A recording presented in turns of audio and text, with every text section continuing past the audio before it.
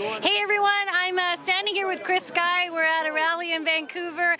Now, you're quite an experienced rally man. I am not. I'm new to this game, right? I'm new to this. We gotta start somewhere. You gotta start somewhere. But you're legendary. And I want to know, because I don't know, like, how did you get started doing this? Or is it a long... Oh, your wife? It's right there. Long story short, that beautiful woman right there. Yeah. Well, I never wanted to get involved. We had a pretty good life way before COVID. We were already well known on Instagram, but for traveling around the world and just like having a good time. Oh. And so when it all happened, we were actually in Italy for her birthday, right when they locked down Venice. So we were there, ground zero, February 27th, 2020, which is her birthday, February 27th. So we landed in Venice for Carnival for her birthday. And the day that we landed, it was supposed to be the last day of Carnival, the biggest day of the party, was the first time in the history of Carnival from like the 1700s where they canceled it. So she was heartbroken.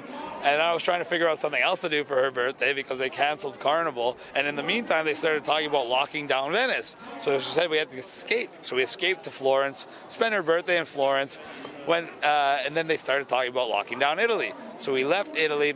We ended up spending a little bit of time in Netherlands and France before coming back to Canada. As soon as I got back to Canada, I tried to tell everybody, because we had already about 100,000 followers on Instagram, like, they're going to lock everybody down in Canada, get ready for it. And everyone thought we were crazy. I'm like, well, I just came from multiple countries that they locked down, so we're going to be next.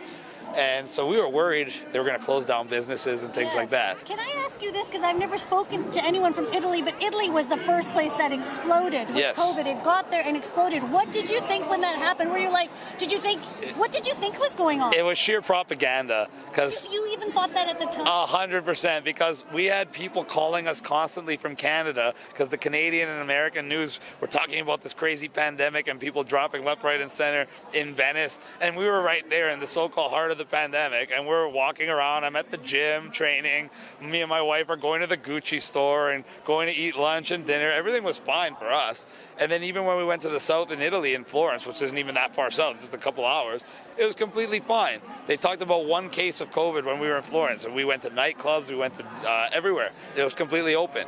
Then even by the time we got back to Netherlands and France, the only thing closed in France when we got there was the Louvre. Yeah. Everything else was open. Everything. So you saw through this right away. Right away. And that's why when I came back, I was worried about how dangerous it was, because I knew it was fake. Right from the start. I knew it was being at least over-exaggerated. Like, they were showing people videos of the people falling down in China and stuff, scaring the hell out of people. And then they were saying the same things about Italy, but I was there, so I knew it was a lie. So when we came back, we saw a flyer for a protest at Queen's Park. I've never even voted in my life, so I'm not political. I hate politics. I hate all politicians. I don't trust any of them, and I want that on the record. But we decided we're going to go to this protest at Queen's Park because we've got to tell everybody. And when we went there, it was just a ragtag crew of people, and the mainstream media showed up, and I was shocked because I didn't think they want to cover it, right? Because they'd want to sweep it under the rug. But then I realized they were there because they could make it look bad. They could make it look like that fringe minority, because that's what it was at the time. So I saw CTV and CBC there, and they're filming people with like weird haircuts and really offensive signs and stuff like that to try to make us look bad. So I got pissed off. I literally grabbed the camera and swung it towards me, and I just ranted. I said, why don't you talk to someone that actually has something to say? And I did a rant, and all the people around heard him, like, oh my God, you know what you're talking about, you should speak. And I said, no way. Oh, that's what catapulted you. No, that's not, because they tried to make me, and I said, no way in hell, because I already knew that meant the government's going to target me, target my business, the media is going to destroy me, I'm going to end up in jail 1,000,000 times, and I've been arrested 19 times in the last 19 months. So I already knew what that... One a month. Exactly. And so I knew that path would lead that way, and I didn't want that. I just wanted to be left alone. Our life was great. I had a good career, good job, wonderful family. So I, like everybody else, I just wanted to be left alone. But then she is the one that told me, my wife, by the way, yeah, Jennifer, she said, basically, if you don't speak, everything that happens is going to be your fault. Oh, no pressure. No, you get the guilt trip that only a wife can give you.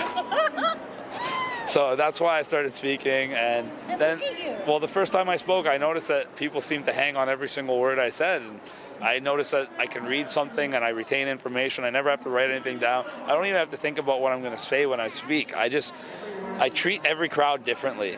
Every crowd is like an entity, and you can read the energy, and I know what they need to hear. In the NYMO last year, I knew they needed to get reamed, so I ripped them a new asshole, I'm not going to lie. But it worked out very well. After they stayed for a rally, we ended up going to the Canadian Tire with even more people that were at the rally, and I was invited back to speak in the NYMO just last week, so obviously it went down well. In Calgary yesterday as to get an interlocutory injunction against the Saturday protest march. So it is now illegal to protest in the city of Calgary. For another event one day, but I'm not here to take over your movement. I'm here to just make your movement more cohesive so it's more effective. There's a reason why BC has worse restrictions than everywhere else. They have the most divided protest movement and the most compliant population. And that's what needs to change. That's what I came here to change. And you know what? You are making changes. You are a man that makes changes. And you are a man speaking up for what's right. And I admire you. Thank you. I admire you for actually getting up and leaving the fake news because they threw me out. Well, they threw you out for it because you had a little bit of candidity and integrity. I did. So I did. There's nothing to be ashamed about there. Because that's what a journalist is supposed to be. A journalist is supposed to be able to deliver the facts so that people can determine the truth for themselves. It's not supposed to be a subversive movement that gets paid by the government to placate the population with propaganda and lies. Yeah. So And that's what happened. it's exactly what it's become. Yeah. And so, listen, you and I will go forward along with everybody here because we're all in this together and we're going to make changes together. 100%. And that's the only way we can. You keep doing it. I won't stop. Pleasure. Thank you. Okay, Chris Guy, everybody. Chris Guy. Thank you.